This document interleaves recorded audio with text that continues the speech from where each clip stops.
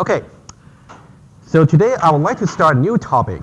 So far we talked about utility classes, we talked about JUnits, we talked about classes and objects in a lot of details. So now we will try to start the new topic with a little bit mathematical topic. You learn in 1019 something called big O notation. So there are two purposes of this lecture here. First of all, I'm going to review the important mathematical concept, how you can do a little bit proof for the big O. And also, I'll draw a connection from big O into code. So why is that relevant to learn? Okay? We'll see that later on we're going to use the big O notation a lot for the rest of the course to analyze code complexity. We'll see that. Okay? But to begin with, I'll draw the context into coding right away. Okay? It's something called asymptotic analysis, okay, of algorithms. Let me just define some terms first before we go to the math. Okay? So you're gonna hear about algorithm and data structures a lot in 2011. But for this course, we just mention what the terms mean. Okay? What about algorithm and data structure? A data structure. Okay, that's what the term says over there. Okay, it appears okay on my screen. A data structure is a systematic way to store and organize data in order to facilitate access and modifications. Basically, a data structure is a class in Java sense where you can support mutators and accessors. Okay, that's something we're going to support. Okay, and then for this course over here, we are going to learn about several data structures. Array is something you have learned so far. That's the one you have the best knowledge about. We're going to learn, hopefully today, a little bit something called linked list. That's also one of the fundamental data structures you have to know for this course. And then stacks and queues, and a lot more in 2011. But the most important thing is, the reason that we learn so many different kinds of data structure is because there's no silver bullet. So each data structure has its limitation. For example, just talking about array and linked list, which we'll talk about today. Even for these two fundamental data structures, you should know when to use what. There are certain circumstances you should use array. There are other circumstances you should use linked list. You should know how to judge. Okay, so why is data structure relevant? After all, we want to solve some computational problem. When we talk about computational problem there, so that means you got input, you got expected output. In your JUnits, basically you're testing if your computational problem is solved. You always give some input and try to see if the expected output is produced. Okay? For example, so this is a very classical problem to solve. Let's say you're given a sequence of numbers, can be an array of numbers. And somehow you want to sort them into non-decreasing order, for example. That's a very typical problem. We are not going to really teach you how to sort a sequence of numbers that require much more sophisticated analysis and techniques, but that's a typical problem, just as an example. Okay, and then you can simply pass an instance of the problem here. Let's say 31254. That is not sorted, and so that's the input. Once you pass that to your algorithm, it should really solve it and give you a sorted array or sorted sequence. Finally, let's define what an algorithm is. You'll certainly learn a lot in 2011 and 3101. But for this course, just introduce you to the terms. An algorithm basically just a solution. And the solution has to be somehow precise enough in the sense that it should be amenable to Java code or any executable code. In this case, we just say it's a solution. It should be well specified. And it has to be step by step. Okay? You shouldn't say, I'm going to sort a sequence. That's not a solution. You should say, I should really maybe run an iteration. I should do some if conditional, and etc. However, now here comes the critical points. Okay, I'll just state the critical point in just a moment. And also, every step you do in the algorithm, you have to somehow choose the right data structure to work with. It can be either linked list or array.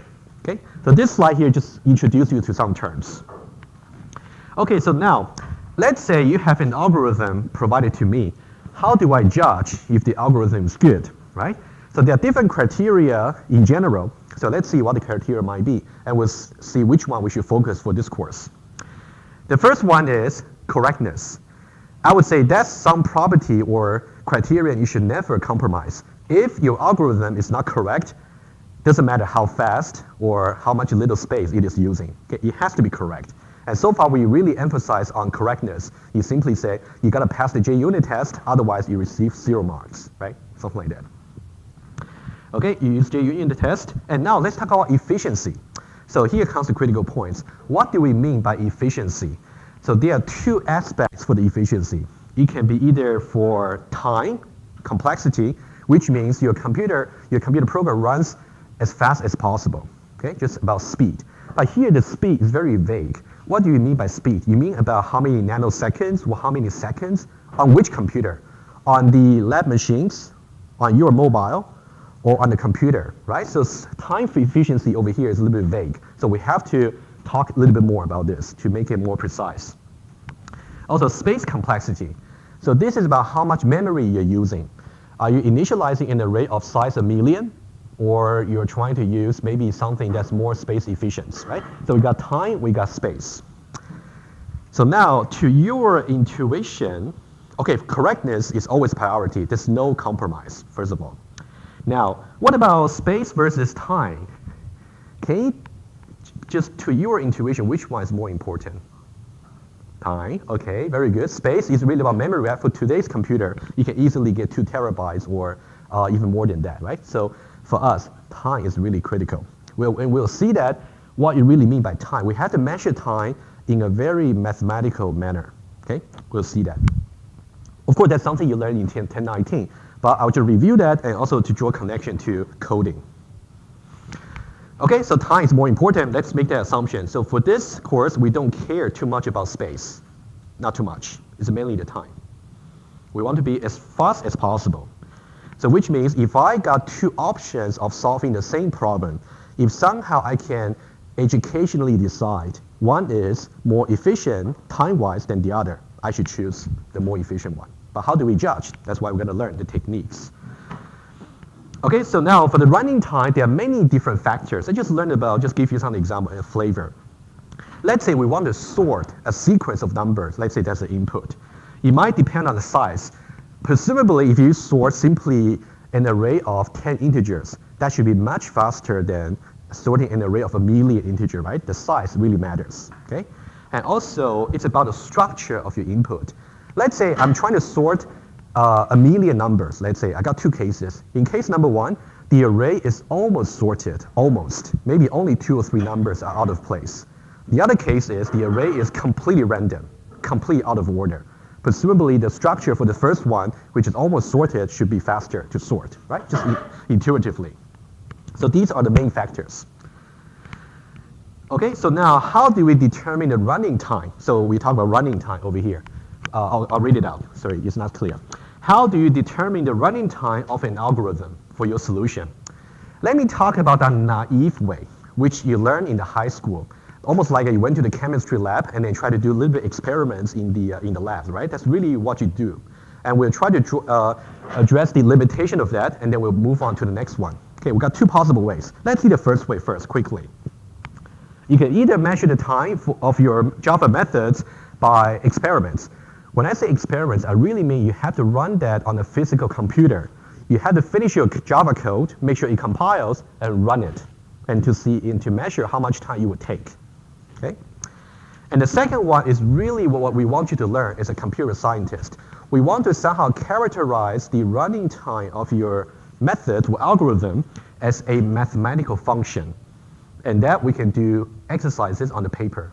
Okay? Which means if you choose number 2, you don't necessarily have to finish the code before you can do the analysis. But for number 1, you have to. You have to run it on a physical computer. For number 2, as long as you have the right technique and logical mind, you can do it, okay? So that's the critical difference. Let's see the first one first. Okay, so now, let's say you implement some algorithm, you can simply just give some inputs, right? Let's see one example. So this is the layout for how you can measure the time. You can feel free to try. So in Java, there is, in the system class, there's some method called current time in milliseconds. You can try to set this start time into some long variable, run your method, and record the end time, and then see the difference. So you can see exactly how many milliseconds there are between the running of your Java methods. Okay, that's one way to do it. And then and after that, you can visualize the result, which I will show you.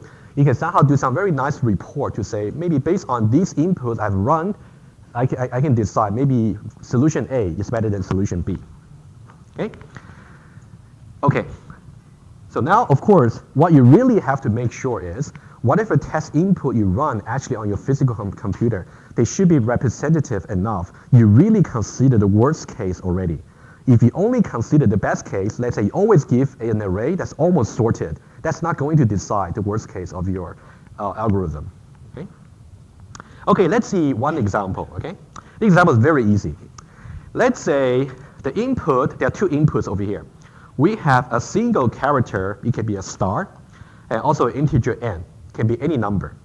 For example, if I give character star and integer 15, that means I'm going to output 15 stars. Okay, just basically just going to occupy 15 character spaces. Okay, that's a very simple simple problem to solve. Let's say we got two possible algorithms to solve them. Okay, the first one, both of them are very easy to understand. We're going to need some loop anyway. So we can say we have some empty string over here, the first one, empty string. And then we're going to say I from 0 up to n, so we're going to do n times. Every time we're going to say the answer string is going to be accumulated by the character C, right, plus equal. That's one solution, just using the string concatenation. And the second one, we're going to use the Java library called string builder. And in that case, we're going to basically run the same loop. But in this case, it's going to have the string builder that append. So we're going to use different methods. You don't really have to worry too much about how these two methods might differ. They really, you don't have to worry about the interworkings. I want to show you, if I got these two possible solutions, what I could have done is just run them on the computer and see how they run. Okay? Can you take a guess which one might be more efficient, or they're more or less the same? One or two? Two? Okay, good. Okay. I can tell you very briefly, you don't have to know exact detail, but for number one, every time if I want to concatenate a string with another, I have to copy itself into a temporary place, concatenate the character, and then assign the string pointer to it. So you got some temporary storage to make. In the second one, it's much more efficient, just append that to the end of the objects. Okay? Okay, very good guess. Let's say run the experiments. So this one, I simply just duplicate that from some textbook. So if you try that on your machine, it's going to be more or less the same result. Okay. Okay. Solution number one, we simply do append the string concatenation. Number two, we do the string builder append. Let's see how things will go. Let's try some initial value for input. Let's say we're going to create a string of length 50,000. In that case, you can see it's 2,884 versus 1. Well, it's not too much a difference, right? But you can already see a flavor to see which one might be more efficient, right? Increase the input size by 2. And then you can see this one remains to be a millisecond. But this one actually increased about 5 times, 3 or 4 times. Okay, increase even more. You can see this one increase even more. It's like a 5 times. And this one, yeah, more or less the same, still 1 or 2 milliseconds.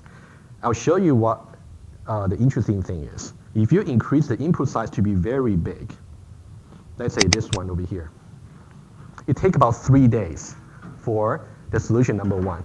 But for solution number two, it's basically still like a click, okay, right away. However, you can see the reason that I can tell you this is because somebody has already run the experiment on some physical computer, so they can tell you the absolute number for the running time. But again, this one is not really so, it's quite inconvenient to run as opposed to the second solution I'll show you. Okay, so of course, once you see the table there, you can try to make some observation from there. You can see, for example, you can see the running time every time if you increase the size by 2. And for the solution number one, it's roughly about 5 times increase for the time. Okay, and for solution number two, it's about maybe 1 or 2 times. It's very fast. You can draw some nice diagram here. So they are basically linear, as you can see from the shape of the line. But you can see one is much higher than the other, right? So that's why one is more efficient than the other. We wouldn't know this until we implement the Java code and also we run that run that on a particular computer, right? So these are the two requirements. So now, that's a simple example here. Now we want to discuss why this particular kind of experiment is limited, right? So as I said before, the most inconvenient fact is we have to implement this already, which means we need to have already written the Java code, C# or C++ or C. It has to be done already. So that part might be time consuming rather than just sketching the ideas on the paper, okay? So that's one thing here. Okay, you can read the rest. So it would be very nice if we can say somehow you write more or less the code that can be informative enough so we can just judge to see which one is better. We don't necessarily have to write everything out, okay? We want to be flexible when we do the analysis. Number two is more troublesome.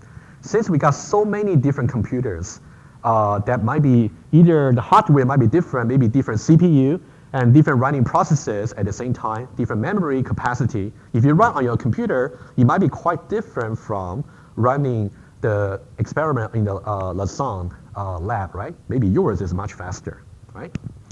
Also, even if you try to do run the two versions of solution on the same computer, depending on what time you're running it, might be maybe the loading factor for your computer is also different, right? Also depending on the operating system as well. So many factors over there. So experiment is not really the way to go. It's the high school way of doing things. But now we want to teach you a better way, which we want to move on to be mathematical. Okay. Now, a better approach is we want to analysis efficiency such that we can measure not the absolute running time, not really just about milliseconds or seconds. We want to say we have, so here, over here, that's relative efficiency, the one that you cannot see over there. So we want to have a way that's independent of the hardware and software, okay? That's what we want to achieve. And we can also apply this using some high-level description. Well, when I say high-level, I mean something that does not have to be compilable, something, okay? Something that will be informative enough. And we should really somehow consider all the possible inputs. You should consider all the input sizes as well, okay? Input size might be 1, it might be 5, might be 1,000,000, or towards infinity, theoretically speaking. Okay? We want to consider all the possibilities. So now, here is a new solution, the second one. So there are three important parts, which I'll go through one by one. First is, we have to define what a primitive operation is.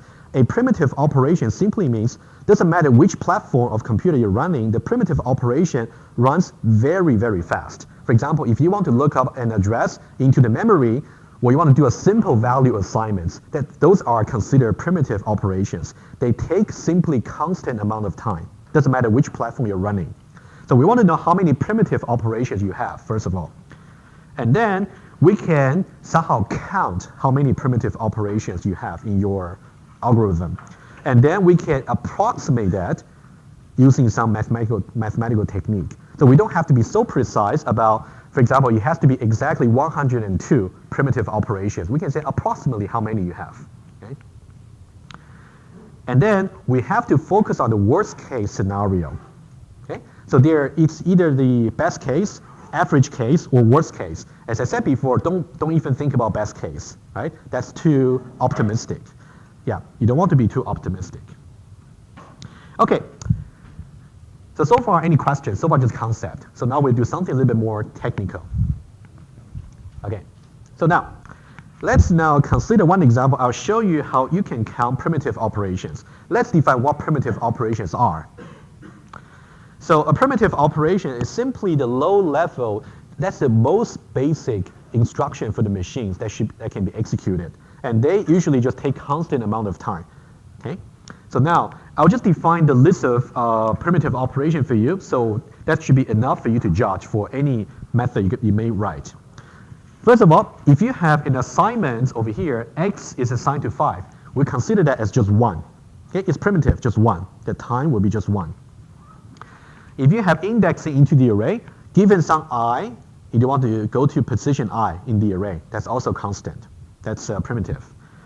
Also, any arithmetic, relational operation, logical operation you perform, they're also primitive. You can say a plus b, something larger than something else, or B1 conjunction with B2, right? So those are primitive operation. Okay?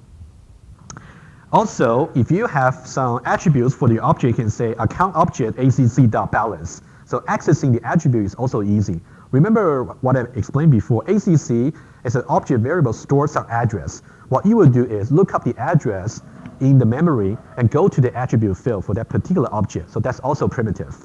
Okay? Now, another one. Also, return statement is also very cheap. Also, it's also primitive. Okay? Question for you. You can see that, so that's a list I will give to you. That's it. Somehow, one thing is missing from this list. Why is method call not listed here? For example, I might say ACC dot some method, right? So why is method call in general not a primitive operation? Yes?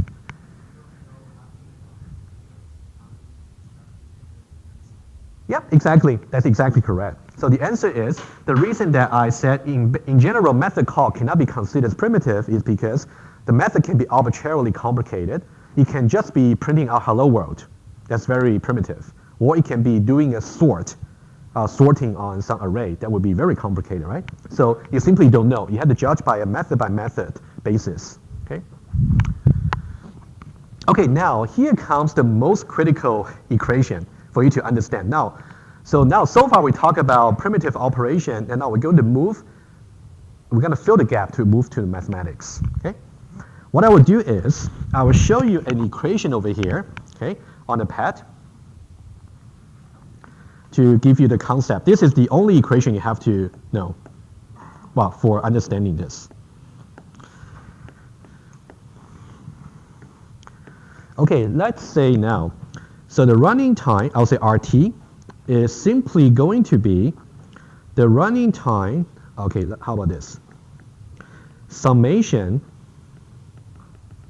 of the running times of all primitive operation.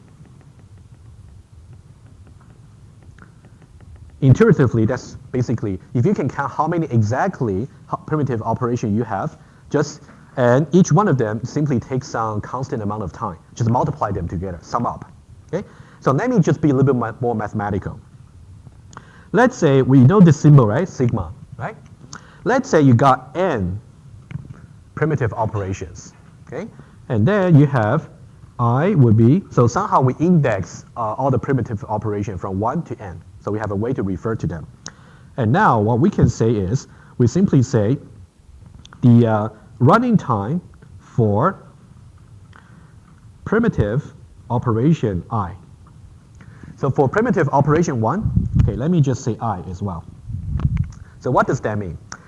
If I have in total 2, let's say just make one example here. So let's say if you have 2 primitive operations over here, so you got operation 1, you got operation 2. Somehow, if the time for operation 1 is time of operation 1, and this is time of operation 2, how do you know the total? Just add them up together. So that's what the equation is saying. Okay?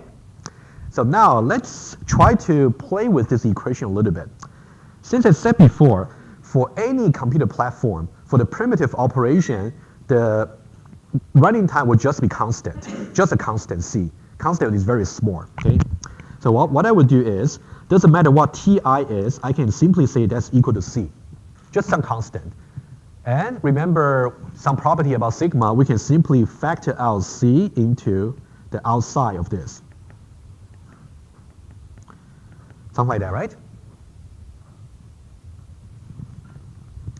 Okay, so I simply refer to the primitive operation. And now this will just be equal to C multiply N. Just the number of primitive operations you can count multiplied by the constant amount of time. Okay? And since this is a constant, so we can just ignore that between algorithm to algorithm. Okay? So that's approximately just N. So the conclusion from this note over here is, of course, you can count the precise number of primitive operation and multiply that by the exact running time in your computer. But since the running time for each primitive operation is simply just constant, so we can just ignore that. Okay? So now, what does it really mean when I say algorithm number 1 is more efficient than algorithm number 2? I simply mean the number of primitive operations for number 1 is less than the number of primitive operations for number 2. Okay? Okay, let me just draw that conclusion over here, and then we can move on with the slides.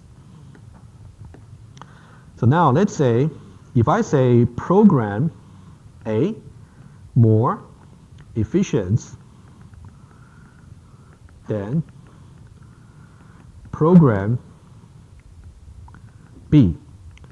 So that simply means the number of primitive operations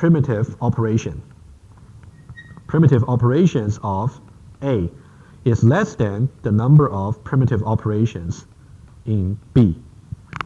Okay, conceptually. So now what we will do in the next slide, I'll give you one example how you can count the number of operations, primitive operations. Okay, any questions? Yes. Yes, we'll get there. We'll get there. So I'll give you a preview. We'll only do in one slide where we try to calculate the precise number of primitive operations to give you an idea. And then we'll say that counting the precise number of operations is not so necessary, because sometimes you might find out the number of operations I got would be 7n plus 2. And for another one, it will be 6n plus 4. So these are really considered asymptotically the same. So that's where we talk about big O. We'll get there. Okay. Let's look at this Java method here. Okay. Basically, this one, let me just explain the input. The method itself is simply to find the maximum of the input array. But for convenience, over here I say integer array A, and then n over here is simply the size of the array. So you will see that rather than referring to a.length, I simply say n in the method. So n is really about the size of the input. And I'll give you one example here. For example, you can say, so that's find max. I can use this over here. Okay, over here. So one example would be, how do we call that method? You can say, for example, find max. Over here, so let's say we got 2, 3, 4, just that, and then 3. So 3 here is simply that array's size, which is 3, right? Okay, so this is really input size.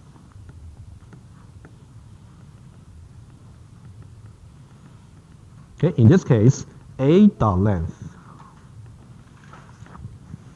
Okay, now let's go over the code very quickly, and I'll ask you 2 questions to prepare you for counting the primitive operations. Okay. Okay, first of all, you can see in line number 2, we simply say the current maximum. Let's assume the array is of at least 1 element inside. Okay, let's assume. Okay. We say the current maximum is simply going to be equal to the first one in the array. And then we run a loop starting from 1 until it's larger than or equal to n. Okay, that's always less than n when it's valid. And we say that if the current element we are looking at is somehow larger than the current maximum, that means we're going to update the current maximum.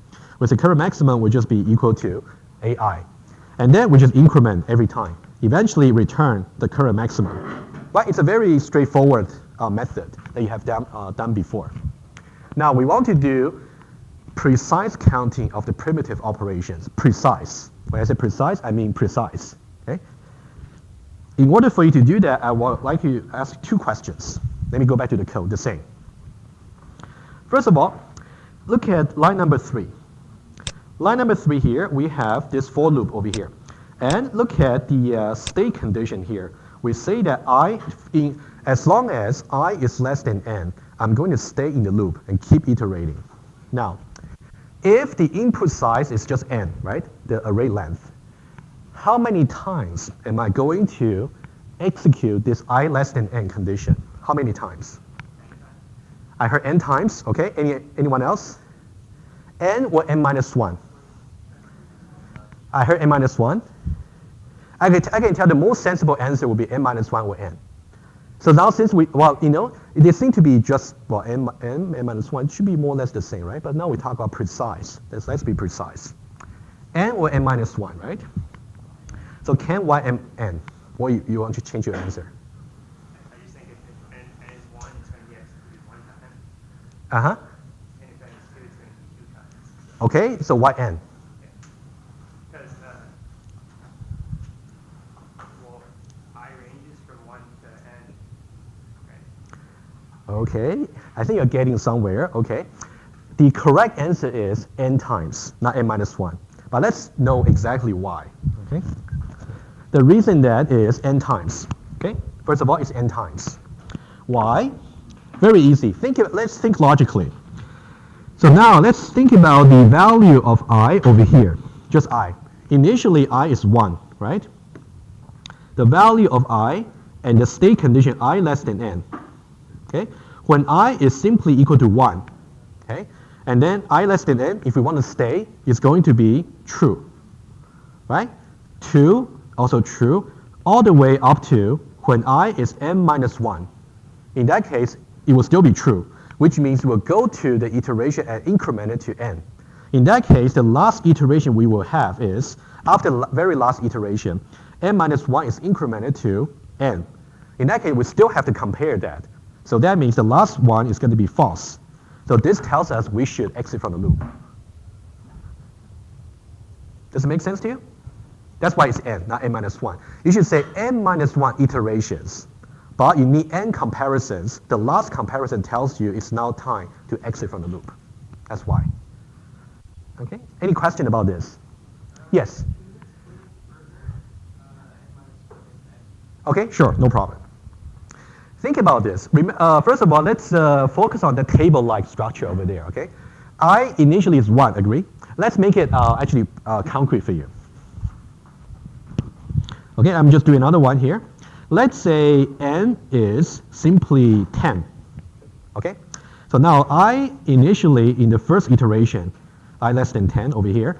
When I is equal to 1, 1 less than 10, true. When I is equal to 2, incremented, right? So that's also true. So what will be the last value that's going to make it true? 9, right? So you got 9 over here. That is still true. So 9 is exactly n minus 1. And then you're still in the loop. So now you increment it from 9 to 10. So now 10 over here, you still have to compare for the final time, right? In that case, you will get false. That's why it will be exactly n times. That's why. It's a bit tricky, right? But you know, that will also give you some insight into the loop, maybe. Okay, so now that's the first question. So the number of times we're going to compare this I less than n will be n times, depending on what n is. Okay. One more thing to note. Over here, when we calculate it, we don't necessarily have to give you a concrete number like a 5 or 10. Here we say n because it depends on how large the array is. If the array is of size 10, we're going to iterate 10 times, right? If the array is of size 100, then 100 times. Second question, this one is related. Hopefully this is easier. Let's look at the body of the loop. From line 4 to line 6, how many times is it going to be executed? n minus 1, right? Because remember, the first n minus 1 comparison will allow us to stay in the loop. Only the nth comparison will get us out of the loop, right? That's why it's n minus 1 times. Very good.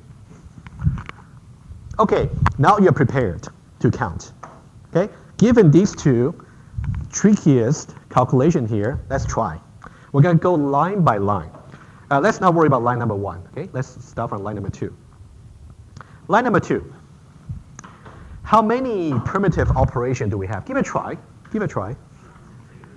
I heard 2. Okay, which 2? Indexes the array and then it assigns it. Exactly. Wow, very good. Very good. Okay. Oh, yeah. So line number 2, right? So you got basically one indexing, A0, and also the assignments, so 2. Okay. So now let's try line number 3. How many? Okay, be careful for number 3. We want precise answer. Number 3. We're putting the I increment not in order, right? Is that I'll just say line number 3. How many times are we going to execute? Just for line.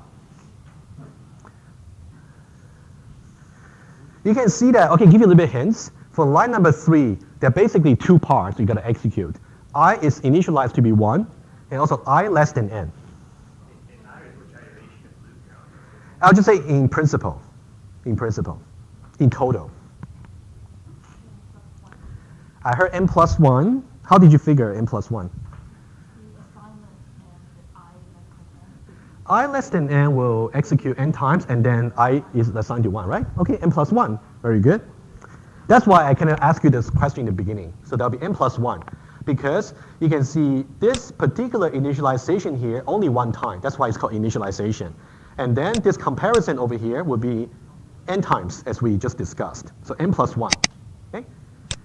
Okay, that's basically the trickiest part. The rest should be hopefully not too bad. What about line number 4?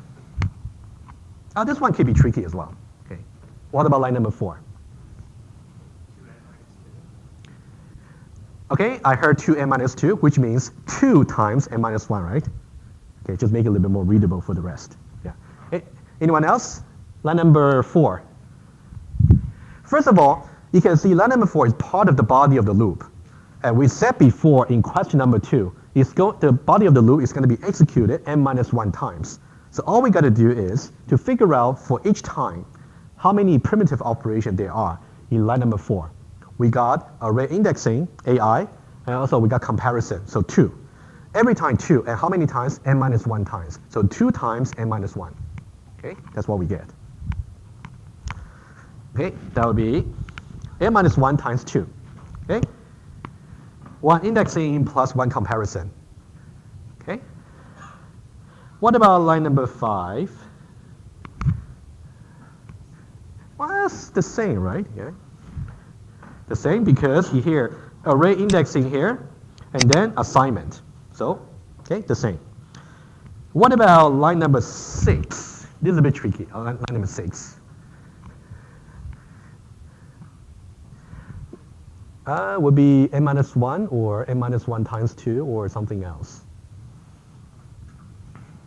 What's I plus plus? What does it really mean? I is assigned to I plus 1, right? So that'll be 2 times n minus 1. Okay? Okay, good. What about finally line number 7? N minus 1 or 1, right? It seems it's outside the loop, right? So no more iterations. It's already outside the loop. Just 1. That's the precise counting. And that's just individual. It's broken down into different steps. What about in total? The total, if you do the math, it's going to be 7n minus 2. So that'll be the correct answer, 7n minus 2. If today I got an array of size 100, I'm going to get 698. Right? So if you do the math, you will see that. Okay, good news is you will not be asked to count precisely in the test. But you should really understand how it is counted before you can see how to approximate that. Okay? Go ahead. Oh, easy. Just add up all these numbers. 2 plus n plus 1, etc. I gave you a little bit flavor why counting the precise number of primitive operation may not be so necessary.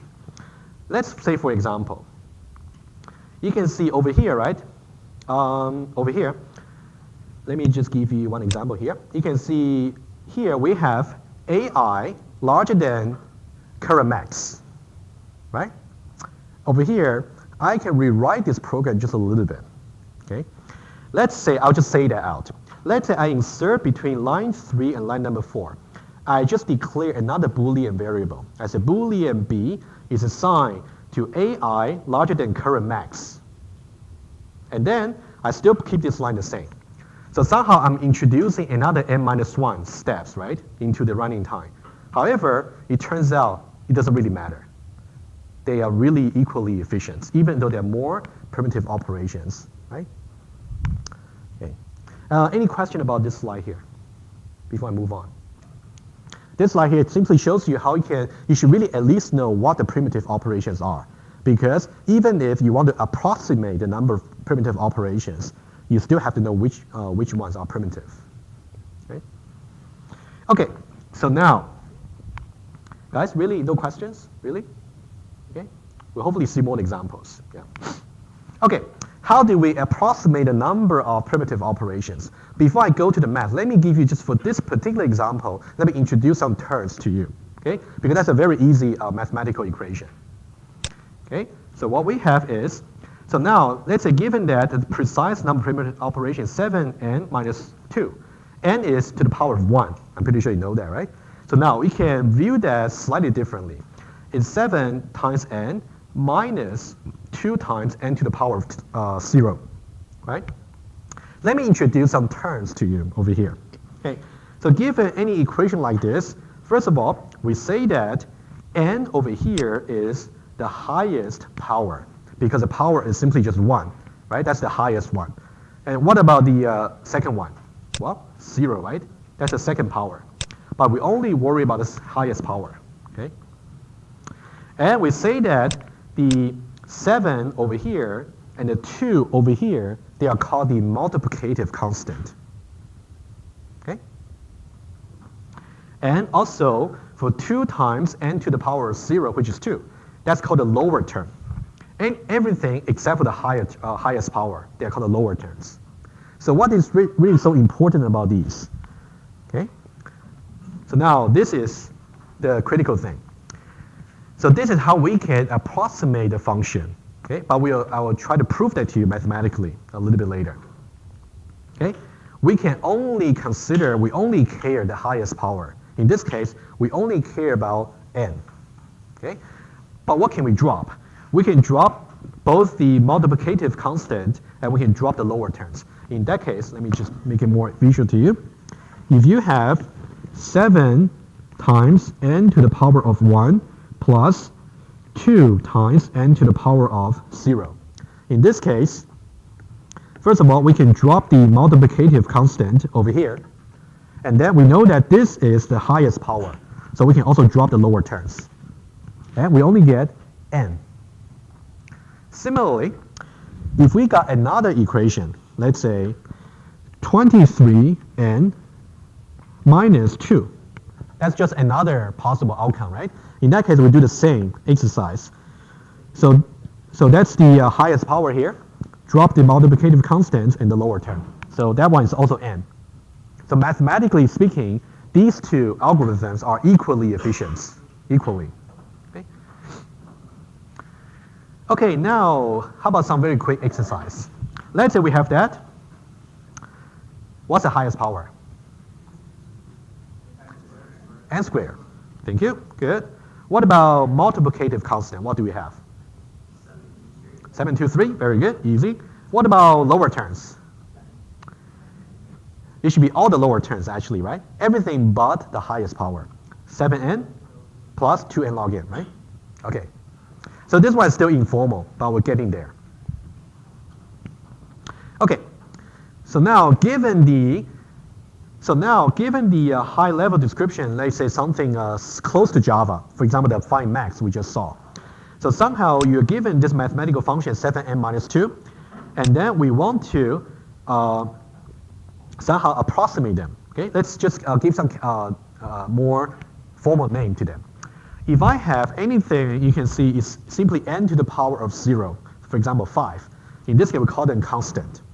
If you have maybe log n, so when we talk about log in this course, usually we talk base 2, because computers are based on 2 binary numbers.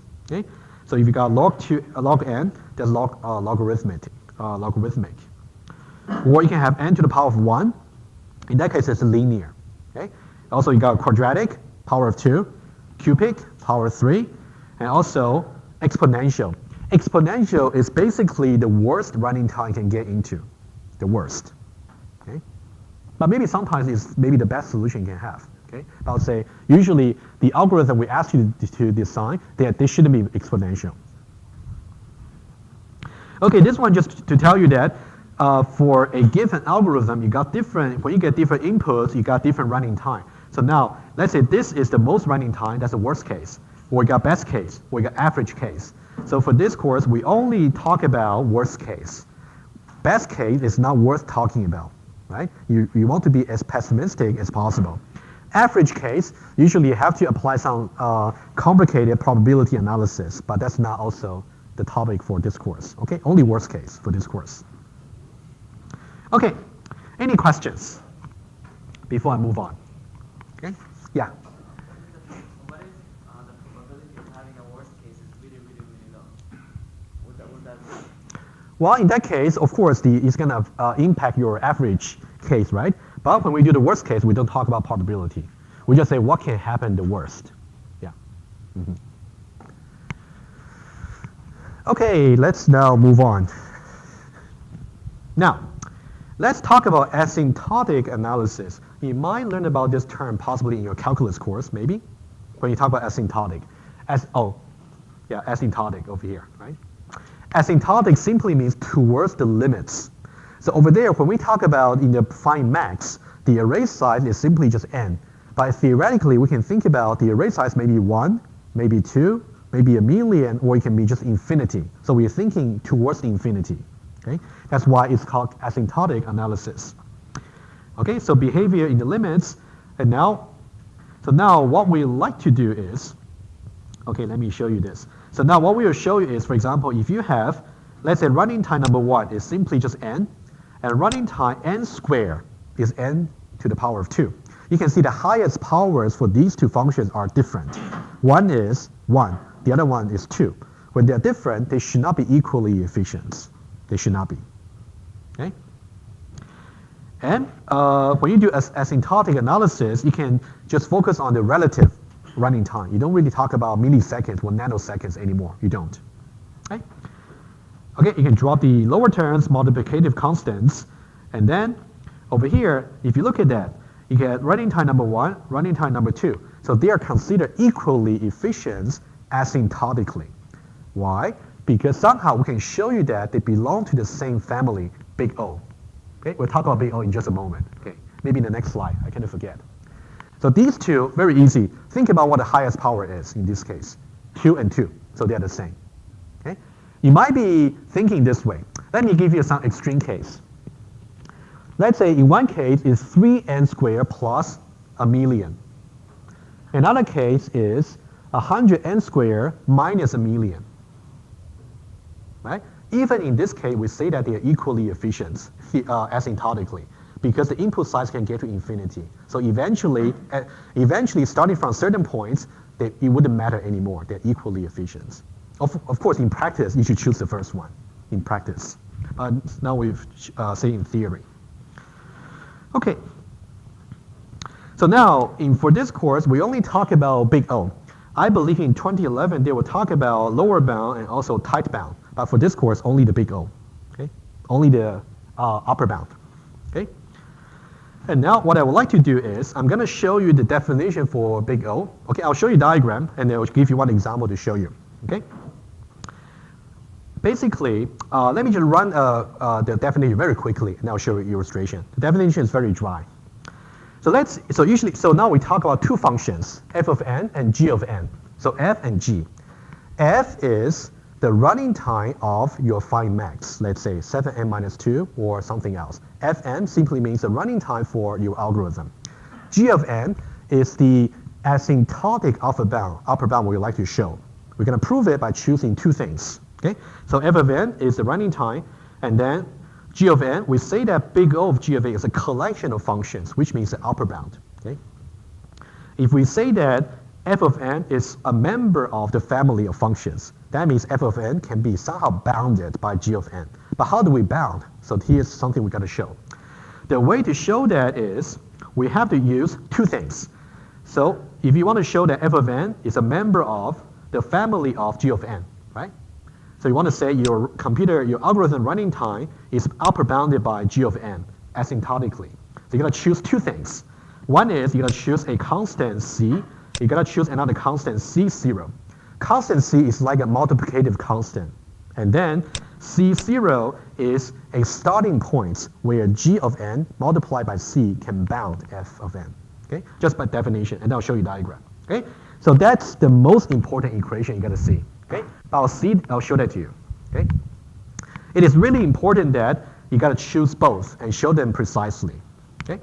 Let me show you an example here. Okay? Okay, let's have a look at that. Let's say we got f of n. So that's your code over here. f of n is 8n plus 5, linear. And somehow we want to show that, this is what we want to show. We want to show that f of n can be bounded by g of n. To show that, we have to choose two things. We have to choose some constant c, and then we have to choose an n0. I'll show you what n0 is in just a moment. And then g of n is simply over here. Okay, so these are the critical bits.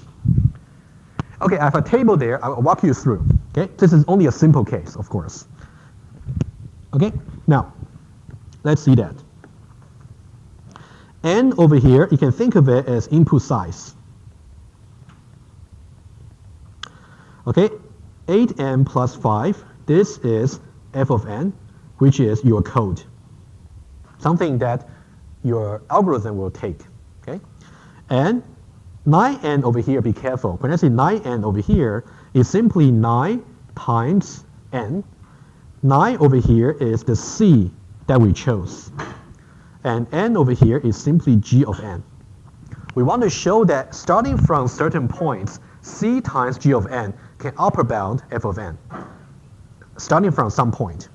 Okay? So now, question is, can n0, so now what should n0 be? What should n0 be? Starting from which? Starting from which you have f of n less than or equal to c, in this case 9, multiply g of n. Right? We want to see. So now, can n0 be 1? No, because you can see when n is equal to 1, we got f of n 13, 9n 9. You don't have this relation satisfied because 13 is not less than or equal to 9. When you increase the input size from 1 to 2, in that case, you got 21 versus 18. You don't have the upper bound effect just yet, not yet. You do the same exercise for 3 and 4. No, not yet. Even for 4, you can see you got 37 and 36, not yet.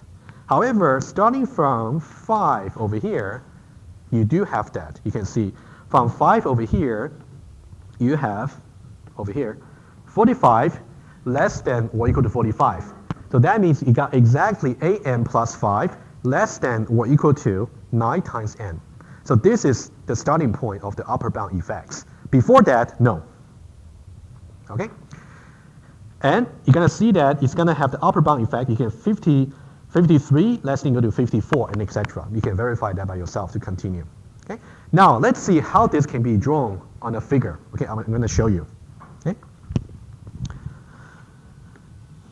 Okay, let's try to do. Yeah, it's very unfortunate you don't see any colors on the screen. I do have color on my screen. Okay? You will see that when you see the recording.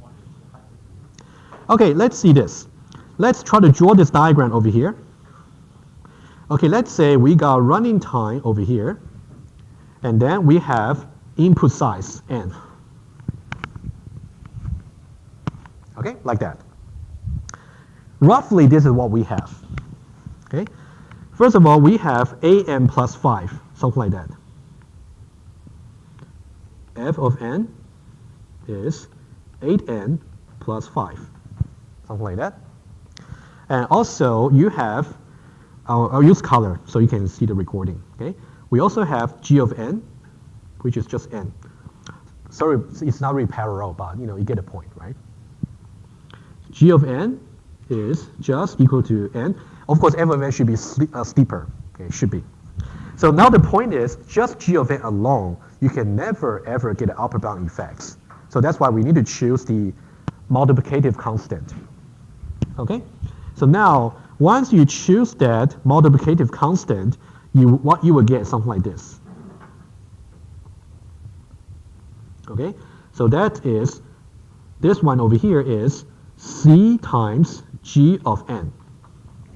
Okay, which is 9n in this case. And you can see that starting from this point, we have upper bound effects, starting from this point. So this is so-called the n0 over here. Okay, so you got the two things. That's really important. You got the C over here. You also got the N0 over here, right? So starting from N0, you have the, oh, that's really bad, right? Yeah. Oh, you should have told me about it. Okay, what? I think before this was blue. This is the first time it's yellow. Really? Interesting, interesting. Okay, let me repeat again. How about that? Okay, so now you can see f of n, you can see g of n, right? What about just undo? F of n, g of n, right? Okay, now let me choose a safe color. Okay, once you multiply that by, okay, better? Good. So now this is c times g of n. In this case, just 9. You can see that, so over here you can see the intersection here. So that's exactly equal to n0, which is 5 over here. 5. Okay? So now you can see before that, before n0, which is 5, no upper bound effects.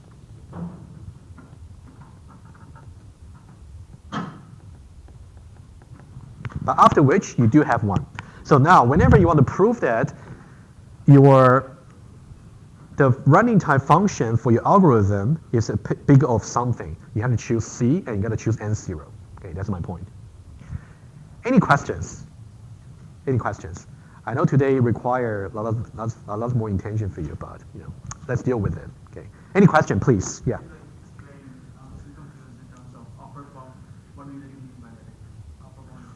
Upper bound effect. Okay, let me draw, use a new diagram. How about that? I think that's worth doing. Absolutely. Okay. Now let me just lay out the things very carefully. Okay.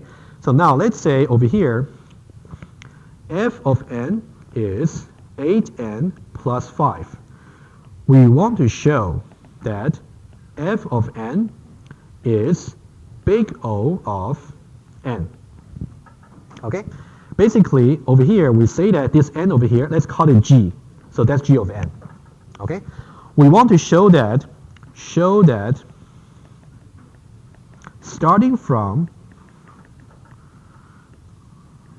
certain point n0, something we got to choose. Starting from n0, we have f of n less than or equal to c times g of n. So these are called upper bound effects. Okay, good. Let's now draw the diagram again. Hopefully I can do a little bit better today, this time. So that's running time, and this is input size. Okay, so now first of all, an plus 5 is over here. That's kind of steep. 8n plus 5. And now let's talk about g of n over here. G of n is actually is not so steep, right? So you do something like this. G of n is n. Just the g of n itself, you can see there's nowhere, starting from nowhere, you can have the upper bound effects because f of n is always greater than g of n, right? Always, right? So now how do we show that? We had to multiply g of n by some constant c. In this case, 9. Okay. In that case, what I would do is I would say 9 times g of n. So that's the c I choose. Okay. So what I would do is I would say something like that. So this is c times, okay, this is 9 times g of n. You can see that over here, we only start to have the upper bound effect starting from this point. You can see that's exactly the 5 over here. Before that, you can see got 37, not less than or equal to 36. You have 29, not less than or equal to 27, right? So you don't have that yet. But as long as at some point you have that, you're okay. That's why it's called asymptotic, because it can be for as long as you can wait, right? Okay, this is n0. Okay, so these are the two things, 9 and n0. Okay. Guys, any questions about this? Right? So if I give you something you're able to prove? Maybe? Okay, why don't we try? Since you say yes. Questions, go ahead. Questions or you okay? Never mind. Okay, good. Never mind is good. Question. Yeah, go ahead. In general, how do you fix? In general, it's a fantastic questions. In general, you can either choose by your intuition and hope that your intuition is right, or you can follow a strategy I will show you. Okay? So you better choose the other one, right? Okay. I'll prove that to you, don't worry. We'll get there. Very easy to choose. Okay, so now just some terminology here. You will simply say, so big O of G of n is just a collection of functions, like a set. So you can say f of n is a member of that function. Okay? Or you can say f of n is big O of G of n. That's the most common way of saying that. Okay? Okay, that's a diagram I just drew over here. So now this one here, we just talked about it in the diagram, an plus 5. Okay, I'll leave you to read it over. Okay, exactly the same. We just did it, yeah. Go back to slide number 18. Number 18, okay. There's something wrong with this, right? An integer constant, n will bigger or equal 1. That should be n0. Yes, that should be n0. Yes, thank you. Yeah, n0, because n stands for the input. Yeah, I'll change that. Thank you. Yeah. Yes, absolutely. Okay, for this one, that's easy. I'll leave that to you. So now, how do we prove? Let's say this. I got this 5n to the power 4, 3n to the power 3, etc. It's big of n to the power 4. First of all, if I didn't ask you to prove, how do you decide? So what's the highest power?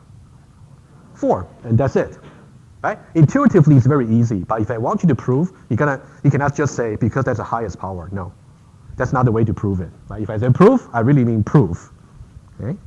Now, I'll show you how you can, for example, you might choose.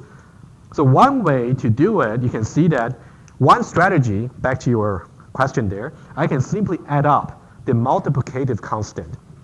5 plus 3 plus 2 plus 4 plus 1. In this case, it's 15. And then I got the upper bound effects right away when n is equal to 1. Okay? You can verify that by yourself. Okay? But how do I choose this? There's a strategy behind that, this rationale. I'll get there. Okay? So there are different ways you can prove it. So if you simply add up the multiplicative constant, you can have n0 being just 1. So you got the upper bound effect right away. Okay? Okay, let's prove it. Okay? Don't be terrified by the mathematics. Okay? So this is to say, in general, if I have the following mathematical equation, n to the power of d is the highest power. So I arrange them so that n to the power of 0, n to the power of 1, n to the power of 2, up to n to the power of d. So d is the highest power. So that's why it should be big O of n to the d. Okay, let's get it clear first.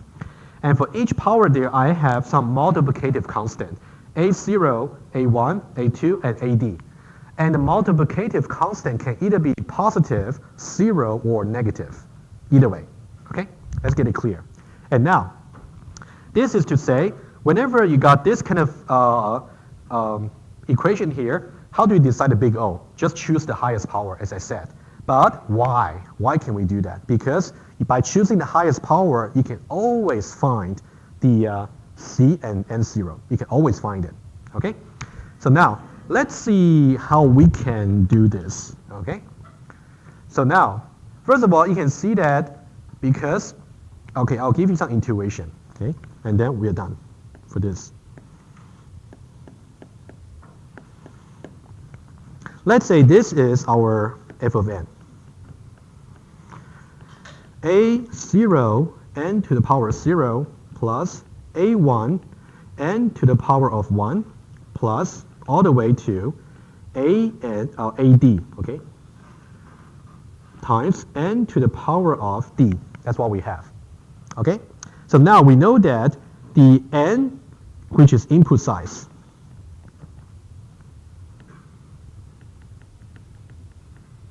n is input size, which means n is positive. Don't you agree? It cannot be negative.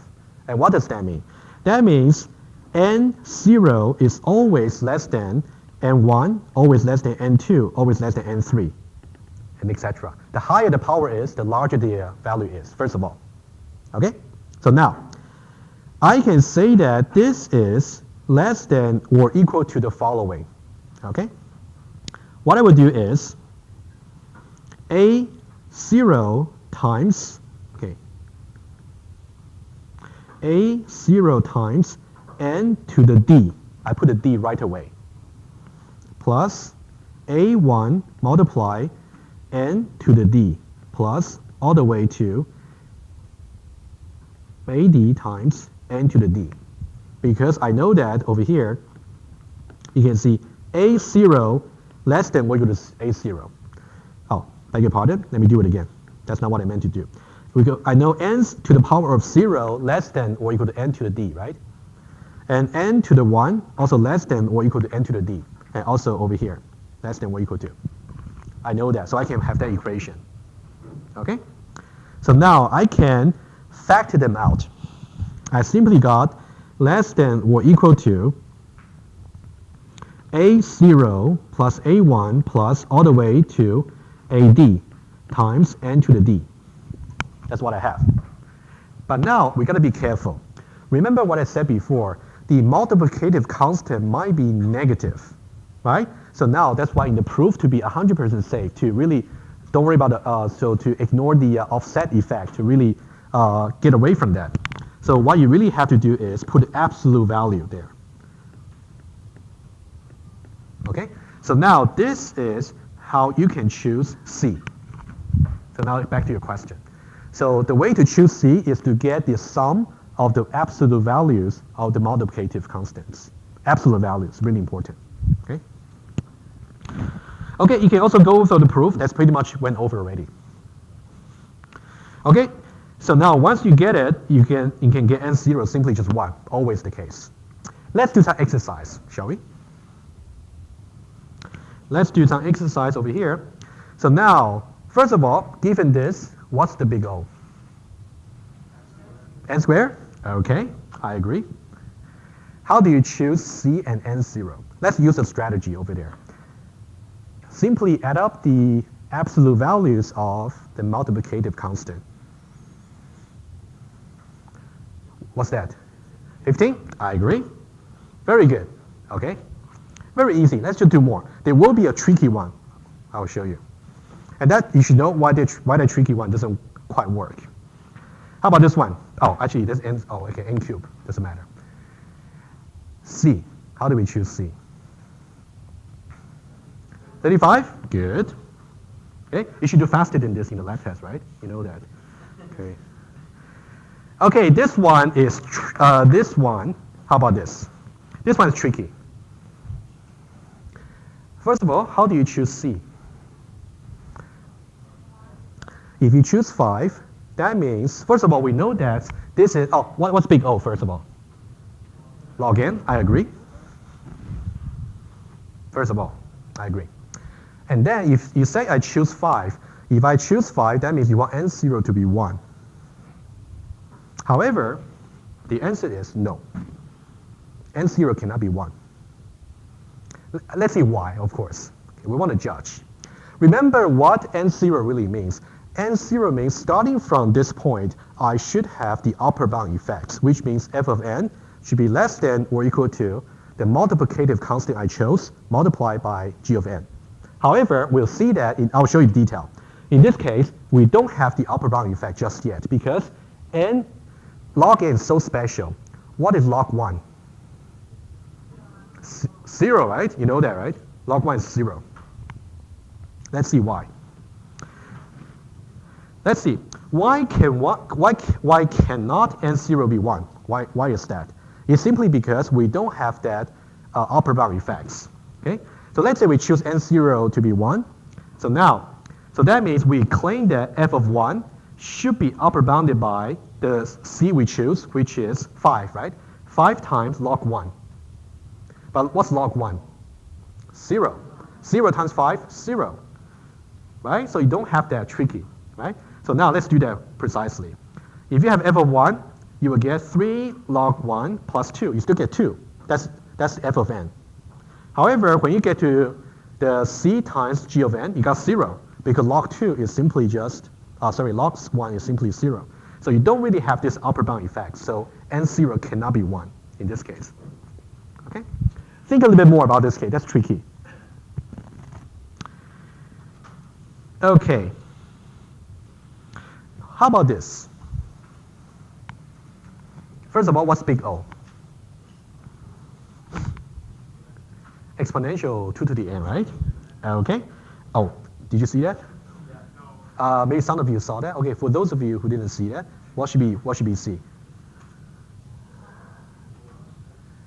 4, right? Well, 4, right? That's 2 to the 2 multiply 2 of n, right? Okay, very good. Final one. Big O of n, okay? So which means, something to mention. N versus log n is a very typical searching algorithm complexity in computer science. So in 2030, the best way you can do, maybe we'll talk about something called binary search. If you search through the array from the beginning until the end, basically the complexity is n, it's linear. However, when we talk about recursion, I will illustrate to you, if you can make certain assumption about the array, to say, let's say if the array is already sorted, that's a big assumption, but let's say we can assume that. In that case, I can decrease the running time from n into log n by doing something called binary search. Okay? And think about how much difference this will make. If the input size is, let's say it's 1,000, okay? 1,000 n is just 1,000. What about log 1,000? It's roughly just 10. You got 1,000 versus 10. Okay? That's something I will try to illustrate to you. But I just want to say this one is very typical. N versus log n. Okay, good. I want to just mention some properties over here quickly.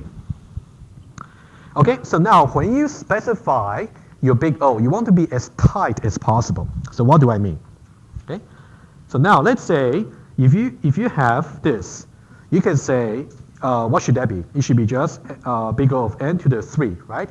However, it is also all right to say it is big O of n to the 4, n to the 5, n to the 6, n to the 7. Mathematically speaking, that's all correct. But it should really give me the tightest bound. Okay? So now, so let me draw some diagram over here. Okay? So now this is how you can think of it. So if you can think about this is the family of function for big O of 1, all the constant functions. Okay? And now you can think about this is all the functions, so it's called the superset, right? Okay? It's a proper subset. It's not a subset. Okay? So this is big O of n. So what does that mean? Every function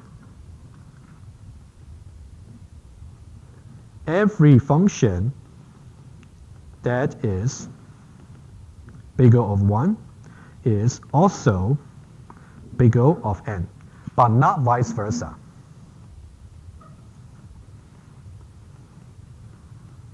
So what do I mean by this? For example, let me give you one example over here. For example, you can say over here, f of n is simply equal to 3, for example. That's a constant function. Okay? So you can say 3 is big O of 1, and it's also big O of n. Both are correct. Both. But saying this is more accurate. Okay? Now let me give you one example where it is constant but not, it is linear but not constant. For example, I have over here, let's say f2 of n is equal to 3n plus 6. Okay? So this function over here belongs to here but not here. That means you can try to prove it, you can never find a big enough constant that can be the upper bound for 3n plus 6. Okay? I'll let you do that mathematical analysis, okay? But my point is, whenever you talk about big O, you want to be as tight as possible, okay? So somehow I didn't go into too much detail. I thought you learned about this in 1019, so it's mainly just a review. But if you got trouble, drop by my office hour, okay? Okay, so now final summary over here before I do some exercise with you quickly. We'll do maybe one or two, and then we can continue on Thursday. So that's a summary of function. You got constant, that's the cheapest you can get. If you can get a constant function that's also correct, go for that, okay? You can get log n, and just like in this sequence over here. Okay, the most expensive you can get into is exponential. Okay. Okay, how about 2 minutes? Okay, let's do one exercise over here. Okay, let's now see over here. Let me just put to my iPad. Okay, let's only do this one today. So now, what should be the big O for the complexity of this code? You don't have to tell me exactly how many primitive operations. Just tell me big O first. Big O of 1, but why? Okay, first of all, it's a no loop. Usually, if there's no loop, there's a good sign, right? That means it's constant. Okay, just briefly speaking, you can see that basically everything you see is simply just primitive operation without any repetitions. So over here, you can see that you got assignments, you got comparison, you got assignments, you got return. So they're all primitive. So you got in total actually 4 primitive operations only, and 4 is big O of 1. Okay. Okay, let me do a 20-minute summary, and then we'll go to Thursday for the lab test, right? So now, for Thursday's lecture, before that, go over the math part, and then so that's all about the math. That's it. Okay. So starting from Thursday, we'll try to teach you new computing concept, and then we'll relate that to big O. So please make sure you review the slides, otherwise you get lost on Thursday. And for those of you who are going to take lab tests on Thursday, good luck. But I would say the best strategy is go over the solution that I posted on the web if you don't feel confident about the birthday book, and then review the slides. There will be programming and there will be written questions. Okay, see you on Thursday.